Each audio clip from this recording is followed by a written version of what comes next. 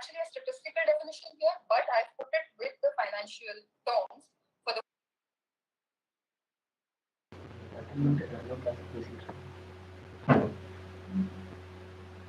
Hello, Nardhini. Hi.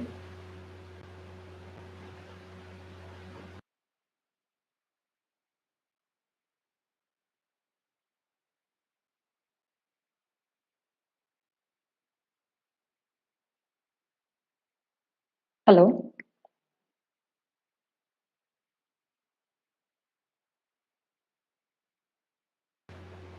Yeah. Yeah, I had to reload. I had to reload it because the screen share option was disabled. Now I will share. Yeah.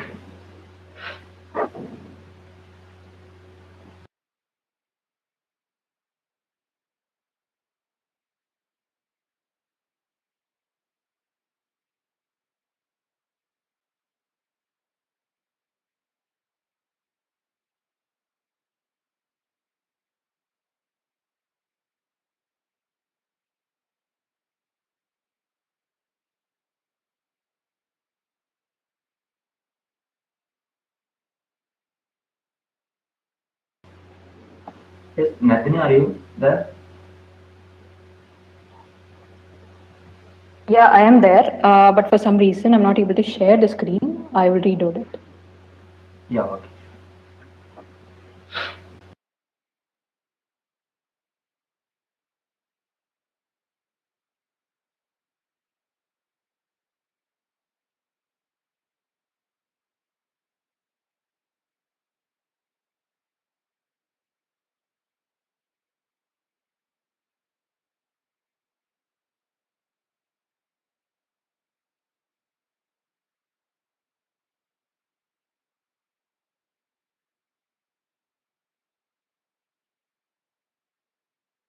Hello.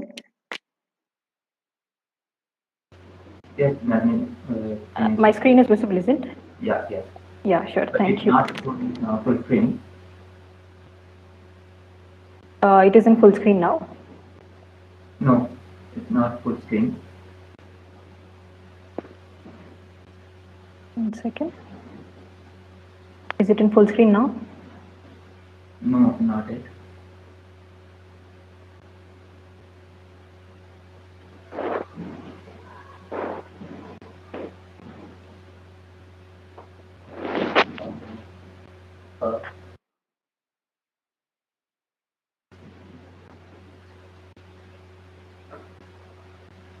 But you're able to see the changes, isn't it?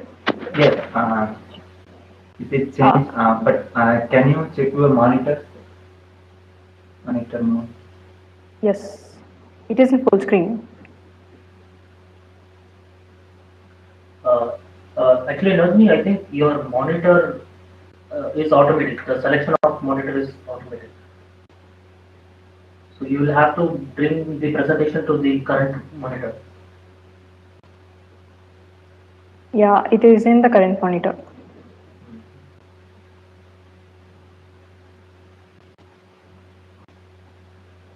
I think I'll go ahead if people can see my slides.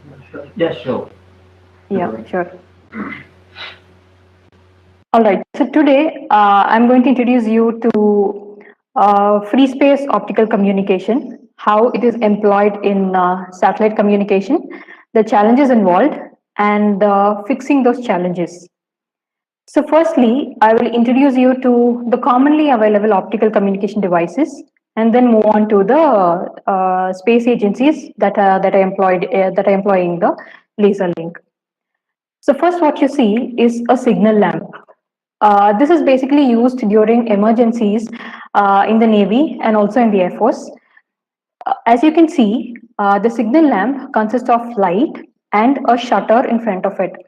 A person standing behind it will operate the shutter. That is, he will open and close the shutter, thus producing the flashes of light. These flashes of light will be observed by another person standing on another ship which is far away, and that person will be able to find out what the person operating the lamp is trying to tell them. Since it is used during emergency, maybe the person wants to convey the emergency, like some sort of an emergency. So the person who is observing these flashes of light will be able to tell what the other person is communicating. Nextly is a well-known structure, a lighthouse. This is basically a reference structure. That is, anyone who is sailing in the sea doesn't know where they are heading to. By looking at this lighthouse, they can say in which direction they are sailing. So this is basically for reference. So lighthouse will be fixed in a particular location.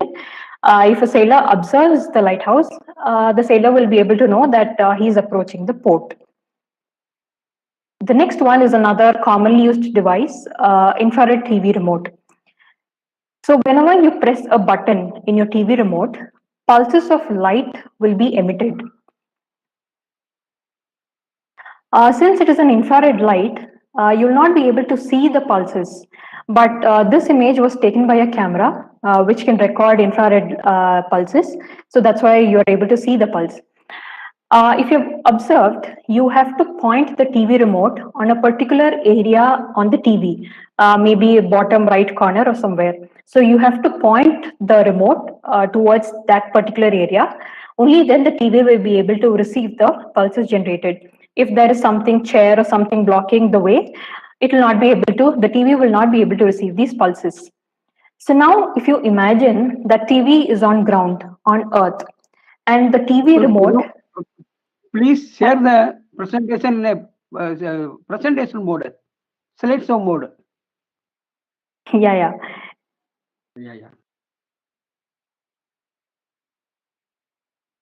It is in the slideshow mode, sir.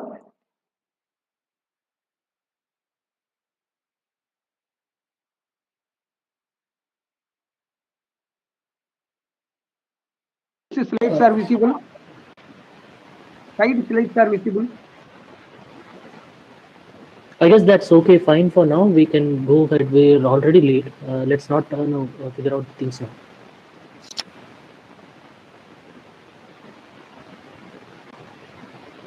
I'm currently in the infrared TV remote slide. Can you see that?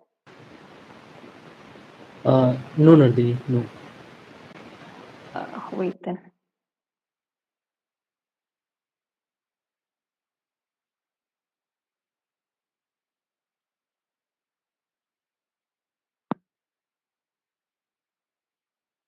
Can you see it now? Yes. Yes, Nardhini, you continue. Can you see it now? In the full screen mode? No, it's not full screen, but you continue, no problem. All right.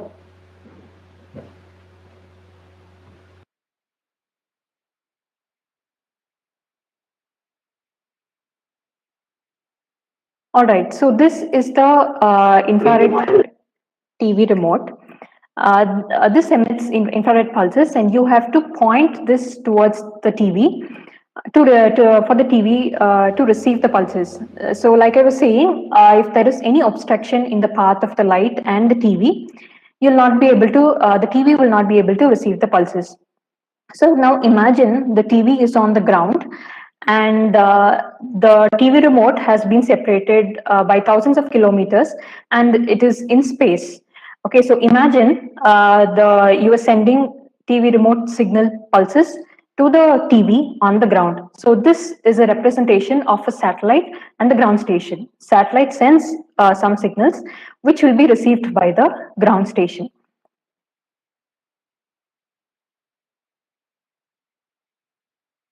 So next, we'll see what the laser link demonstrations were by the space agencies world over. So firstly, in 2001, European Space Agency demonstrated laser link between two of their satellites called Artemis and Spot 4. Spot 4 was orbiting in the LEO orbit and Artemis was orbiting in the GEO orbit.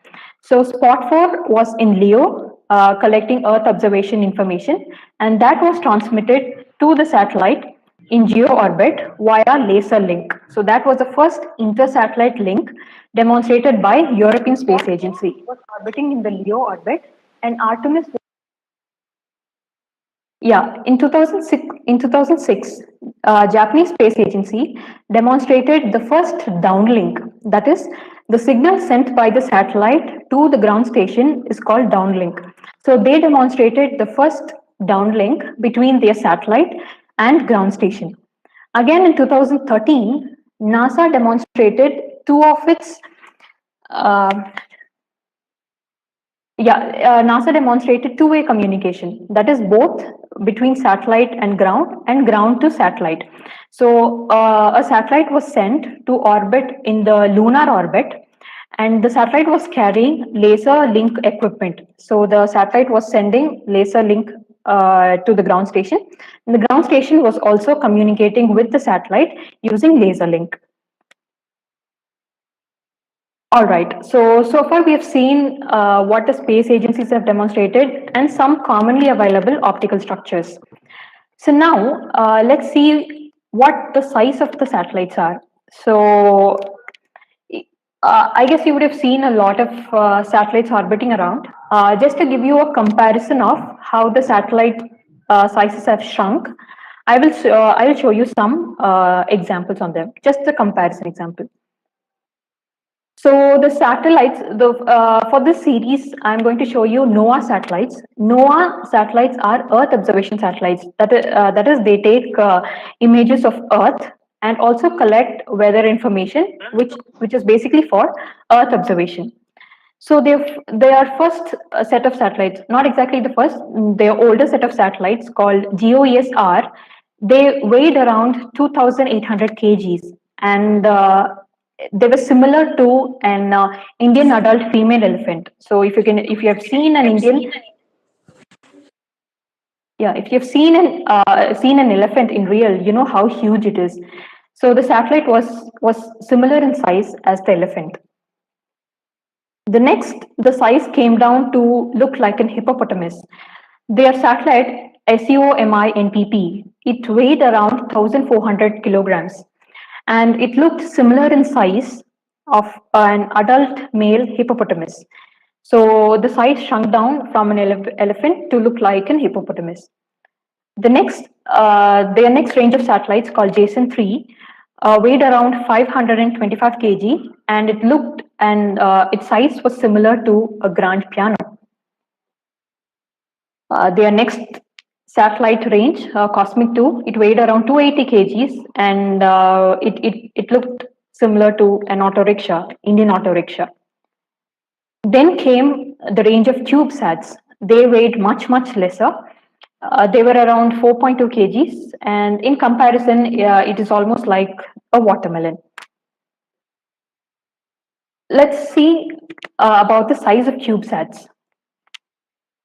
Under small sats have any satellite which weighs less than 180 kgs are categorized under small satellites. Under small sats come cube satellites. These will have a fixed dimension. For example, a 1 new CubeSat will measure 10 centimeter in length, 10 centimeter in breadth, and 10 centimeter in height. So CubeSats come in standard size, whereas small sats are any satellite that weighs less than 180 kg.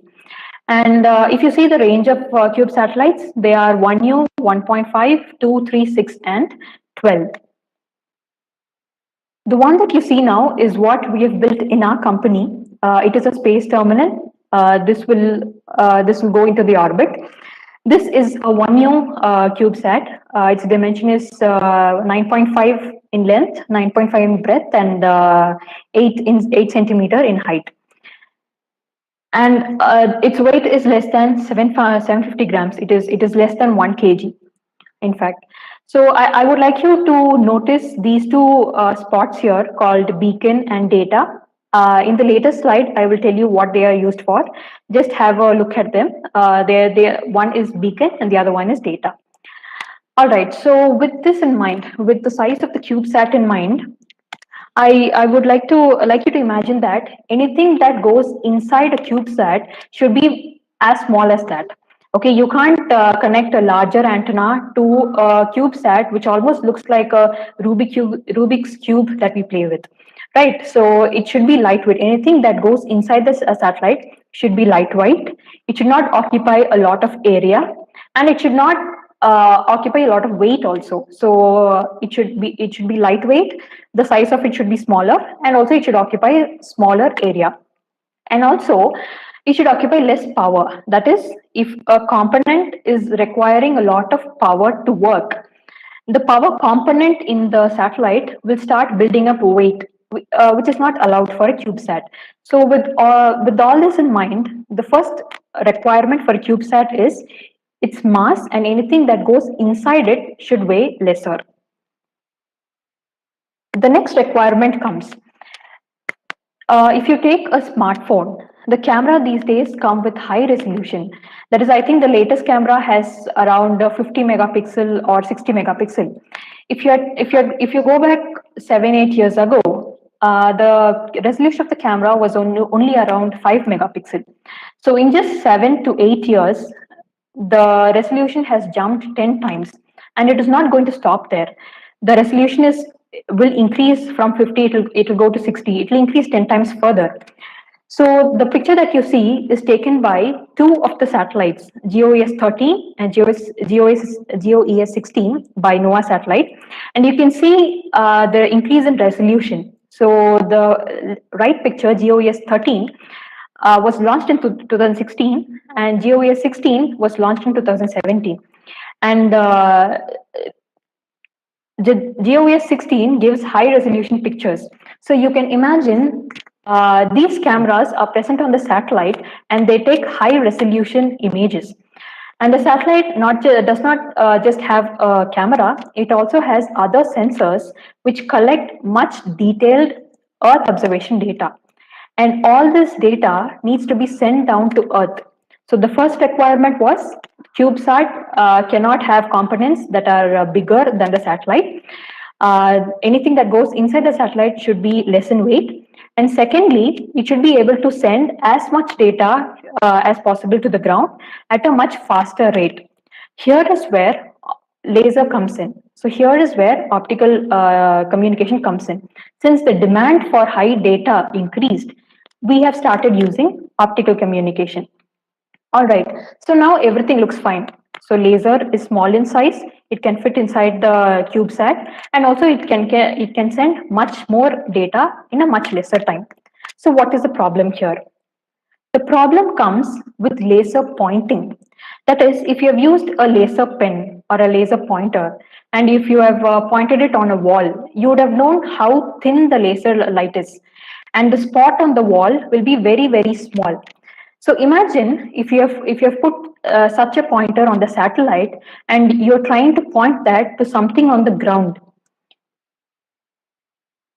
So imagine the satellite is trying to point something to a ground station. So if the pointer slightly moves, it will move out of the ground station completely. So the pointer will not be able to point to the ground station at all. It will move completely out of range. So there will be loss of signal. So this is the pointing is the major challenge when optical communication is concerned. So one is the size of the satellite itself, and the other is pointing. Since we are putting such a narrow beams link on the satellite, you should be able to point with much smaller precision. So that's where we are using beacon-based communication. So now what is called a beacon-based communication? Now just look back at the Lighthouse example. So we said Lighthouse was a reference that for a ship sailing in the sea, Lighthouse was a reference. So wherever the lighthouse is pointed, you know that's where the port is. Can you please mute the mic?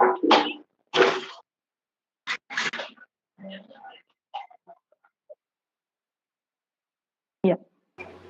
Yes, you continue. Yeah. Yeah, so like I was saying, we should be able to point exactly at a particular point on the ground.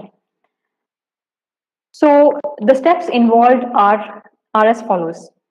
So firstly, the ground station has a telescope. We are using a telescope because we should collect the light which is coming from the satellite, and it should be pointed at a particular point. So on the ground station, there will be a telescope. The telescope will be pointed towards the estimated location of the satellite.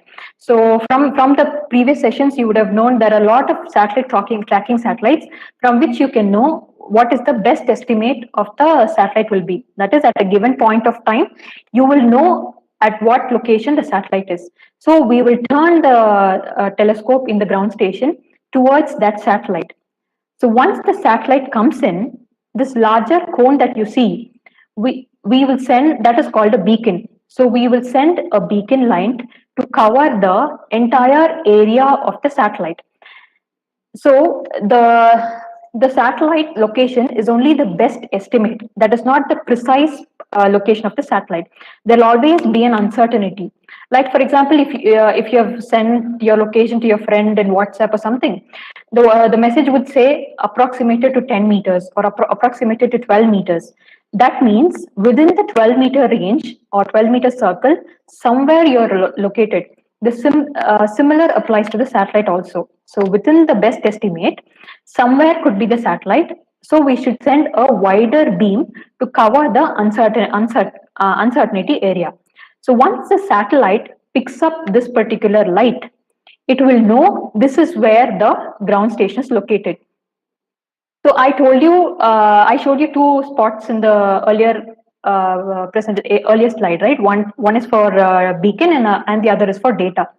So the beacon spot has a filter in front of it. Like for example, say you're wearing a specs which allows only green light to pass through. So any other light, red, blue, or any other light, it will block. It will allow only the green light to pass through. Similarly, the beacon has a filter in front of it which will allow only the light that comes from the ground station, and the wavelength is 850 nanometer. So we are sending an 850 nanometer beacon to cover the entire uncertainty region of the satellite. So once the camera inside the CubeSat picks up this light, it will know this is where exactly it should be. Once the camera picks up the light, the field of view of the camera is 6 degrees, which means the satellite and the ground station are within 6 degrees with respect to each other. So we run some more algorithm to shrink this area, and we bring it to 1 degree. So within 1 degree, that is with respect to the satellite and the ground station, they are only 1 degree apart. And imagine this is at thousands of kilometers away. So both of them are thousands of kilometers away, but still they are within 1 degree with respect to each other. So now once the beacon is received, the satellite will start sending the data to the ground. And this wavelength is at 1550 nanometer. So downlink is at 1550 nanometer, and the uplink, that is beacon, it is another wavelength which is at 850 nanometers. All right, so this is the basic functioning of how the satellite is acquired by the ground station. So just to sum up, the ground station will have beacon on it. Towards the best estimate of the satellite, the beacon will be sent. Once the satellite receives the beacon, it will know this is where the ground station is exactly. At that point, all the data will be converted to laser pulses, and the pulse will start going down to the Earth station. So now that you've seen how the pulses come down, I would like to tell you how the actual data is converted as pulses. So how some pulse is received, how do you recognize that this particular data was sent? So for that, imagine in the time slot was divided into 4 smaller slots. So the S1, S2, S3, S4 that you see are 4 smaller slots in which the time is divided. Starting from the left, imagine that you have received a pulse in the first slot, which means data 0 was sent. Out of the 4 slots, if you receive pulse in the first slot, it means data 0 was sent. That is, a number 0 was sent. Again, in the next 4 slots, if you receive a pulse in the second slot, number 1 is received. Again, in the third 4 slots, if a pulse was present in the third slot, number 2 was received. Likewise, if there was a pulse in the fourth slot, number 3 was received. So this is how a pulse is converted into data. That is, out of the slots, if any one of the slots is pulsed, you can be clear that that particular number was sent. Since it is divided into 4 slots, we call it 4 pulse position modulation. Since the data is realized by in which position the pulse was present, it is called pulse position modulation.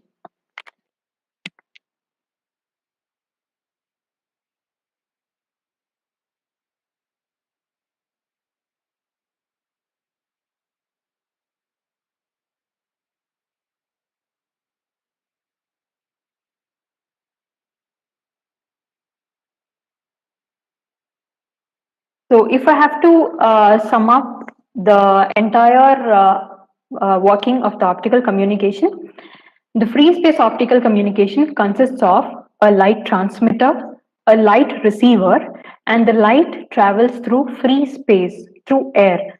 That's why it is called free space optical communication. Then the size of the satellite matters. For a CubeSat, you can't put anything which is much larger than the size of the CubeSat.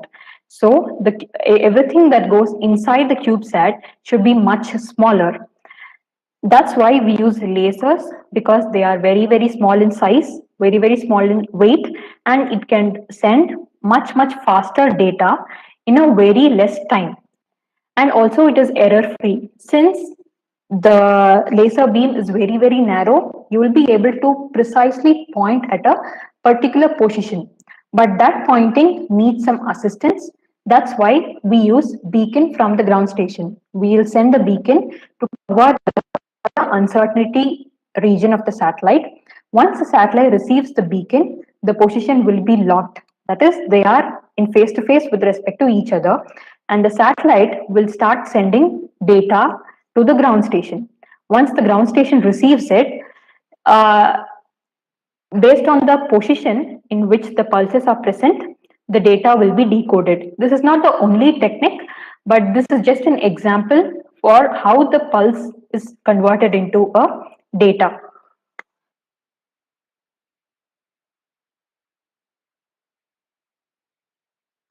If you ask about our work, our project, in 2021, we will be doing a demo mission where we'll be sending our flight terminal to sun synchronous orbit, which is 660 kilometers away.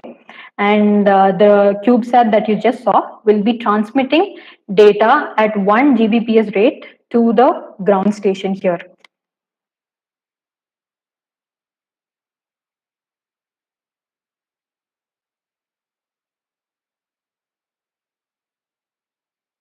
I'm sorry, I couldn't show a lot of the transitions here. Probably if the transition had worked, it would have been better. But for some reason, the transition mode is not working because of the screen sharing. But if you have more questions, please let me know in the chat box. I will answer them. Thank you very much, Nardhini. Participants, do you have any questions you can ask? You can put it in the chat box, otherwise you may ask.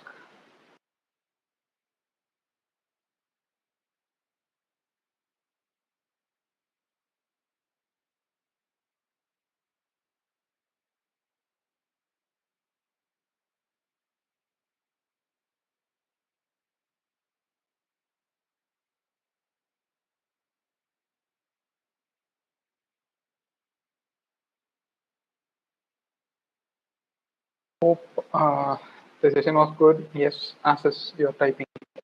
You may ask Asis. Instead of typing, you may ask.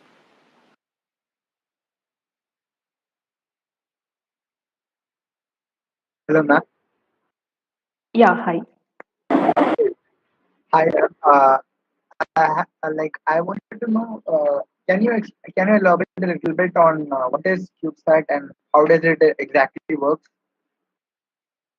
Yeah, sure. Like I was saying, the CubeSat, the name comes from the fact that a CubeSat has a fixed size. Like I was showing in the.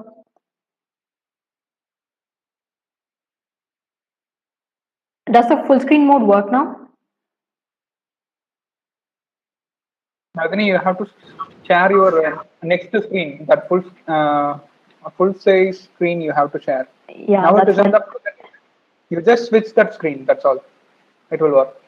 Yes, it is in that screen. No, you are in the presentation mode. You just switch it to the next screen. That full screen mode will be available in your laptop.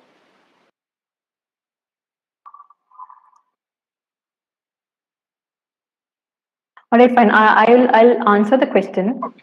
Yeah, first.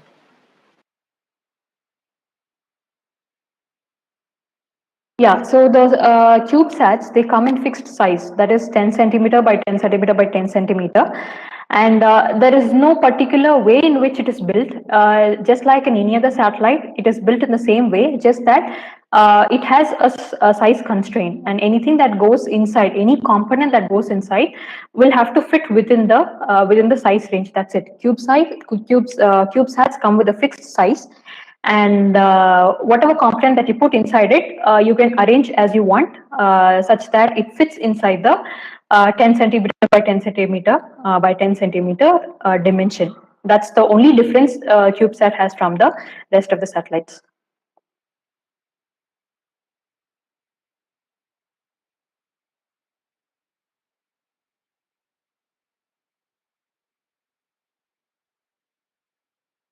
Assis, is it fine? Yes, ma'am. Yes, ma'am. I also had another doubt, ma'am. Yeah, You explained about the beacon beam.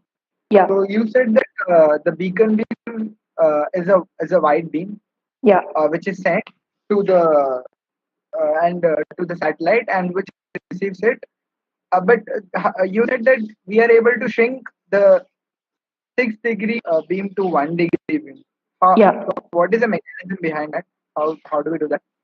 Yeah, sure. So 6-degree is the field of view of the camera present in the CubeSat. So we do something called centroiding. That is, we find out where exactly the spot falls on the image, and we always try to bring it to the center of it. Okay, so 6-degree is the full image, and when you always bring it to the center of it, the field of view will shrink, isn't it? So that's how we are able to bring it down to 1 degree. So when you always move the satellite such that the beacon always falls in the center of the image, the field of view between the satellite and the ground station will always be within 1 degree. So that's how 6-degree is brought down to 1 degree. So if the beacon falls anywhere on the image, it will be 6-degree. But if you always make it to fall at the center I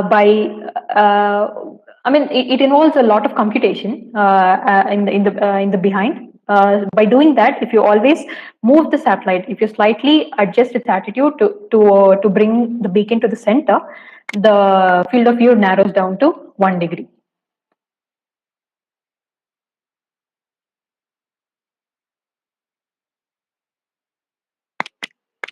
Hope you received the answer, Assis, I guess. And Pradeep Kumar, you have any questions? You have unmuted. Or any questions you may ask participants.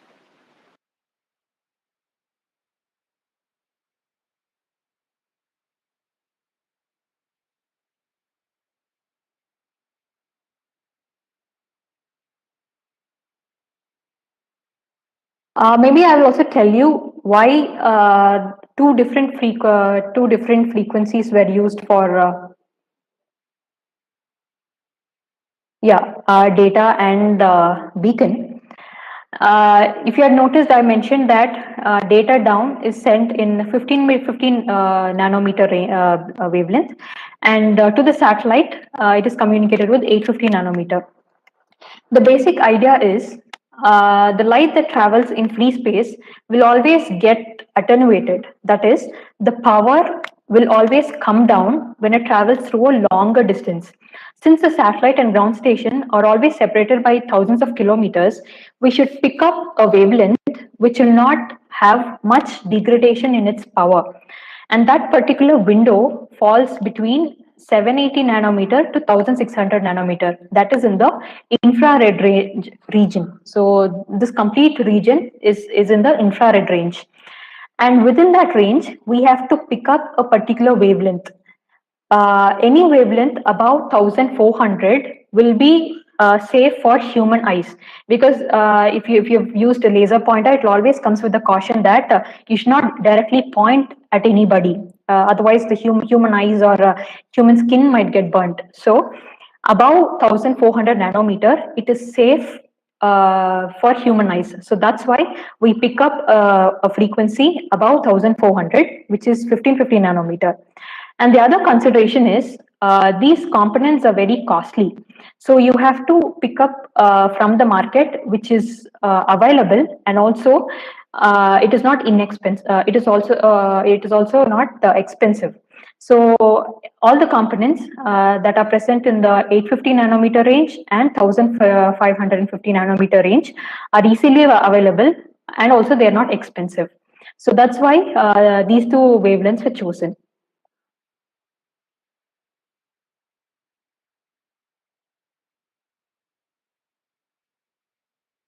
Yeah, so anything more would you like to add?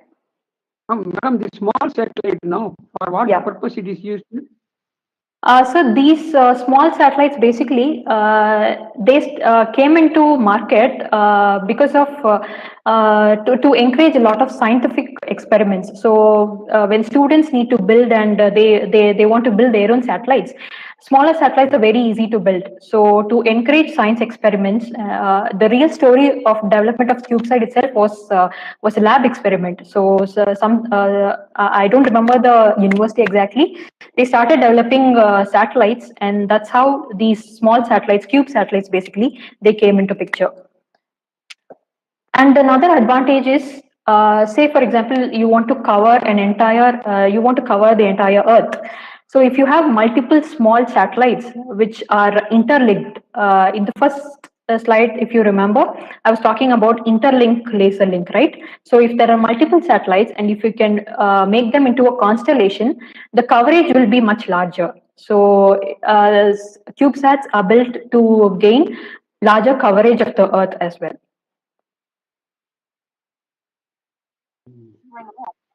Okay, thank you. Yeah, thank you. And Nardhini, there is a question in the chat box. Can such technology be used in ground for long distance communication as well? Asked by Selva. Sure. So that comes under terrestrial application. So that is also being considered. Like there are satellite relays in ground also, you can have these communication terminals at a gap of 1 kilometer. So that is also under process. We are also working towards it. Like satellites, ground stations also can be put. Optical ground stations can also be put, probably with 1 kilometer repetition or 2 kilometer repetition to give internet connection, basically. So there are a lot of villages which do not have internet connectivity, right? So to those places, these optical terminals can be deployed. Yeah, so it is possible.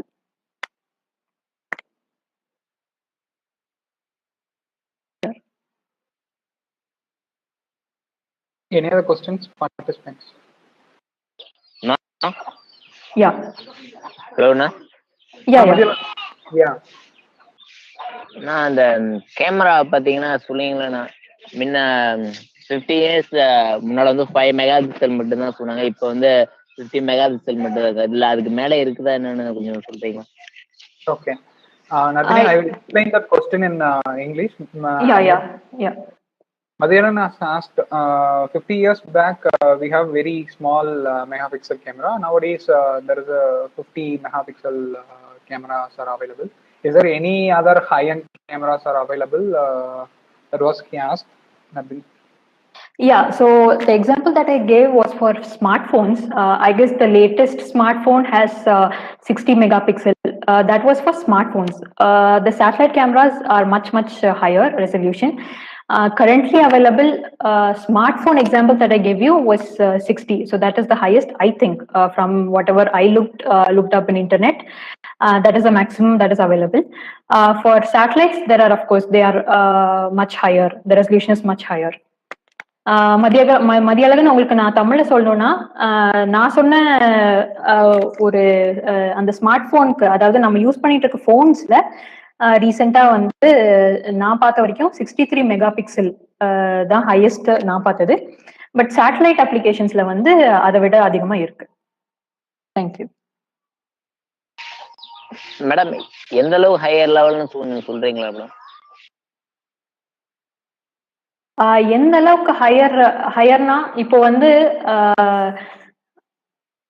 ஒரு ஒரு ஒரு பிக்சர்ல வந்து பாத்தீங்கன்னா நம்ம வந்து எப்பவுமே என்ன சொல்லுவோம்னா எவ்வளவு டெஃபினிஷன் அதுல இருந்து எவ்வளவு இன்ஃபர்மேஷன் ஒரு பிக்சர்ல ஸ்டோர் பண்ண முடியும்ன்றது தான். ஸோ சில பேர் என்ன சொல்லுவாங்கன்னா 1980 by 1280 அப்படின்னு சொல்லுவாங்க.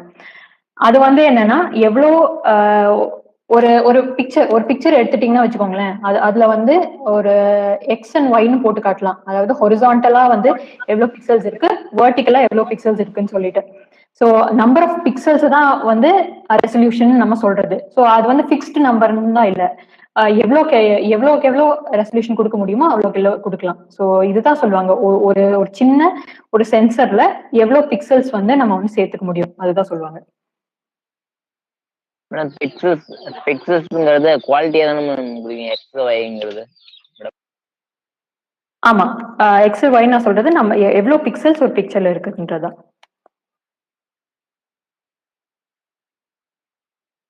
மேடம் கொஞ்சம் அது சேட்டலைட்ல இருந்து டேட்டா எடுத்த பிக்சருங்களா அப்படின்னு கொஞ்சம் எக்ஸ்பிளைன் பண்ணுங்க. சேட்டலைட்ல இருந்தா இல்ல 50 மெகா பிக்சல் சொன்னீங்களா அந்த இதுல எடுத்ததா மேடம்? அந்த பிக்சர் நான் காட்டினது வந்து சேட்டலைட் பிக்சர். எக்ஸாம்பிள் நான் உங்களுக்கு சொன்னதுதான். அதாவது எப்படி வந்து ஒரு போன்ல நம்ம கையில இருக்க போன்ல ஒரு பிக்சரோட டெஃபினிஷன் வளர்ந்துட்டு வருதோ அதே மாதிரிதான் சேட்டலைட்லயும் இருக்கு அப்படின்னு ஒரு எக்ஸாம்பிள் தான் நான் சொன்னேன். Nardhini, you can. Yeah, I'll answer the rest of the questions. Selva had asked, does cloud affect?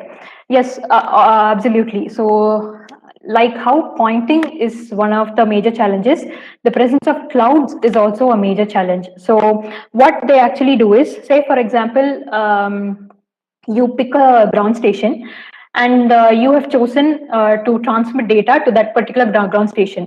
And cloud coverage happens there. So what they'll do is they'll dynamically shift sending the data to some other ground station.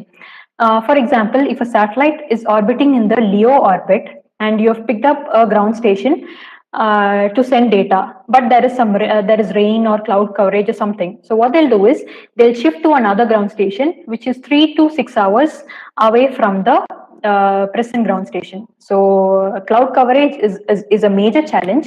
So to avoid that, what they usually do is they'll have multiple ground stations. So if there's ground coverage in one ground station, they'll divert the satellite to another ground station. So that's how this particular problem is tackled.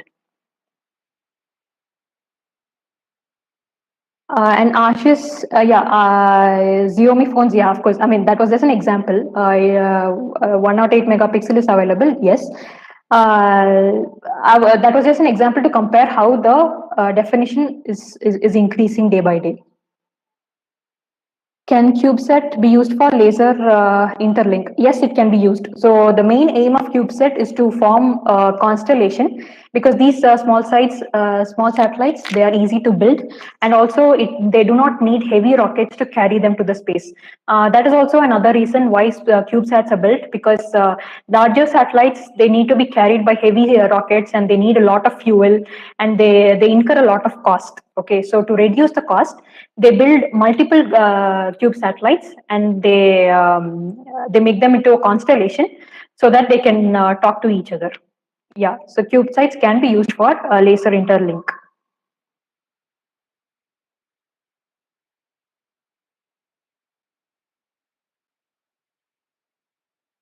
Is there any other questions?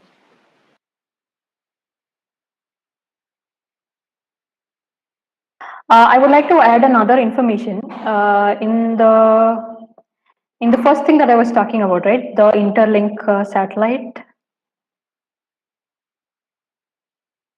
Yeah, the interlink satellite, where Spot 4, which was in the LEO orbit, was communicating with the Artemis in GEO orbit, right? So usually for Earth observation, they will pick LEO orbit because it is much closer to Earth. And if you have heard about GEO orbit, the visibility for any ground station is 24 hours. Whereas for LEO, it is only 15 hours. That is, if you're observing a satellite from say Bangalore, a satellite in the LEO, the best possible visibility is only 15 minutes. Whereas a satellite that is in GEO orbit is 24 hours visible. So what they'll do is they'll take pictures from LEO orbit, send those data to a satellite in GEO, and then downlink from GEO to the ground station. So this is why interlink is very important, because you can collect as much data from LEO orbit, send it to GEO, and since GEO is visible in 24 hours, you can send from GEO to ground station.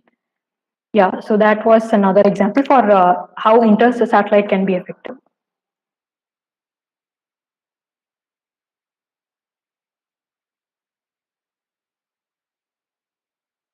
Nice. Okay. Is there any other questions, participants?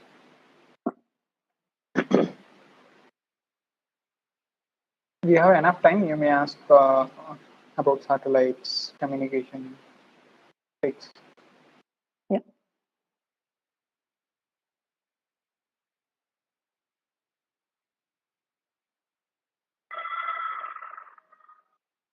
Okay, fine. If there is no more question, maybe we will wind up the session and we will discuss about a few updates related to this course. Hope you have, Nardhini, do you want to speak anything? No, yeah, that's it. Okay, fine. Thank you. Yeah. Thank you very much. Thank you. Yeah, so, thank you so much. Once again, thank you very much on behalf of CIGRU Center for Science and Technology Education, Research and Communication and CIGRU Collab. Thank you very much, Nardhini, for the wonderful and lovely session. Hope you have, the participants have got some new idea about optical communication and all. So yeah. So participants, thank you very much for your patient listening and attending for the 4 continuous session, 2 sessions in Saturday, 2 sessions in Sunday. Hope you got something new, some new idea about space science and technology, astronomy, telescopes and all. So we are here at CIGRU Collab. You can approach us, CSTERC, Center for Science and Technology Education, Research and Communication. You can reach us anytime through our Telegram channel is available there. I will just upload our email ID. You may post any questions or doubts or any guidelines you need. You may ask us. Surely we will help you. At the same time, I just want to give few updates. One is we have created a feedback form. Yes, it is absolutely essential for us.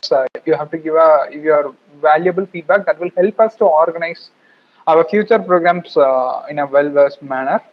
And one more update regarding certificate. Kindly fill your attendance forms. Hope you all have filled your attendance. So those who are not filled your attendance for this session, kindly fill the attendance. Attendance form will be in the public chat. Already we have posted. Those who are in the YouTube, we have posted in the attendance form in the public chat. Also, we have pinned that form in the chat room. You may use that form to fill your attendance. So that will help us to issue certificate. A certificate will be issued within a week, maybe within 10 days. We will issue the certificate to your registered email ID. And we have created a criteria. Those who are attended minimum 3 sessions only, we can issue certificates. So that is one update, and we are looking forward to your feedback. And that will help us to work better. And near future, around mid-December, we are going to organize another program with some astronauts. So experience sharing session. We are just approaching the astronaut. So we will come back with another beautiful session for you all. So looking forward you all to present in that session. It will be once again open for everyone. There is no registration fees. Yeah, that's all. So keep in touch with us. Already hope you have our Telegram link. Once again, I will post in the public chat. You may use that link to communicate with us. You will get regular updates regarding space science and space science technology, facts, space news, quizzes. Regular quizzes will be there. You can update your knowledge. You can upgrade your knowledge. So using that channel. Yes. So that's all from our end. If anybody want to share your feedback, or we are welcome you. So you can speak here. That will be helpful to us. Helpful us. If anybody want to speak something, your feedback about the 4 sessions, this course. Anyway, we will send the feedback form to you all to the registered email ID. Someone want to speak?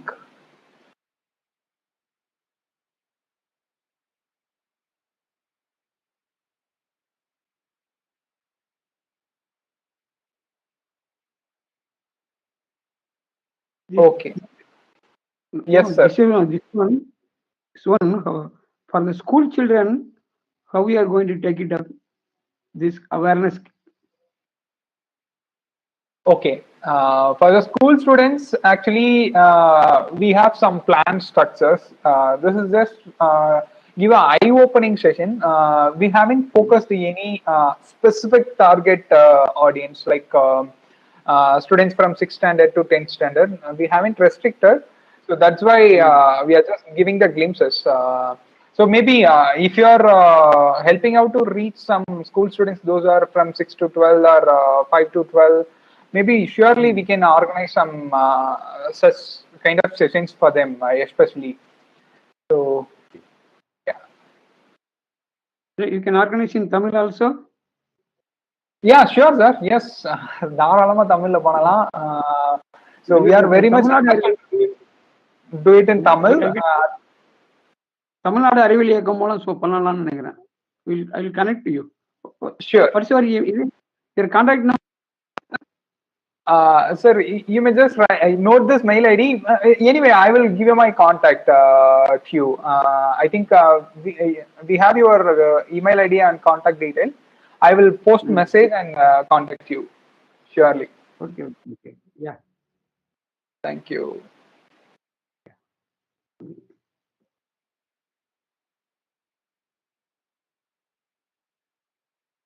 Yes. Is there any other comments from participants' end? Anything about session or some feedback? ரெண்டு session attend பண்ணவே இல்லண்ணா. Okay Mathiyazhagan, no worries. இல்ல வேற எதுவும் அப்படின்னா ரெண்டு இது வேற எதுவும் லைவ் எதுவும் பண்ணிருக்கீங்களா? அதுல போய் பார்த்துட்டு யூஸ்ஃபுல்லா இருக்கு. இல்ல ஒன்லி ஒன் இது மட்டும் தானா? No. We have recorded. We will share the recorded link at the same time. YouTube recorder. We will share the YouTube record and the classmeet recorded link. Both link I will share. You may use that link to listen the lecture. If you have any doubts, you can immediately ask us. Maybe you can ask me or Bharat. We will direct this question to Nardhini. She will answer. Okay, no.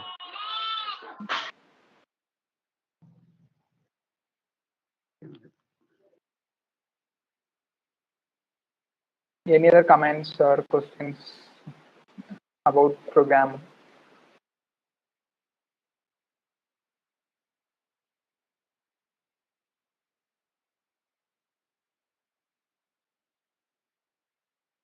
Otherwise, we will close the recording and live streaming, and then we can proceed, I guess. Maybe admins, you can start the recording and live stream.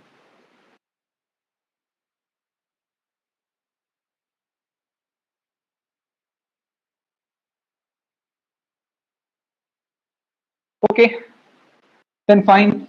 We will keep in touch with you through your mails and phone numbers. Once again, thank you very much. And once again, I really very much happy to thank on behalf of Chigru and CSTERC to all the speakers. Dr. T.V. Venkateshwaran, the first session was delivered by him on space colonization, and second session delivered by Samir through space-based astronomy, new eyes in the sky.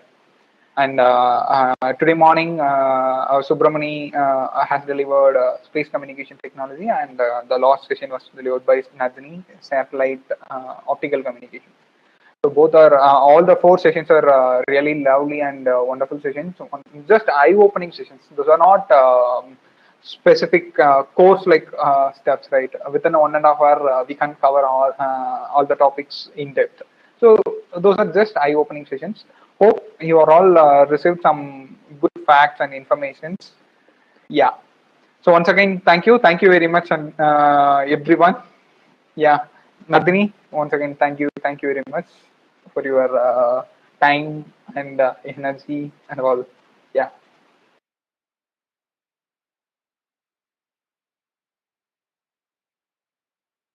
You are now unmuted. Yes, Pradeep.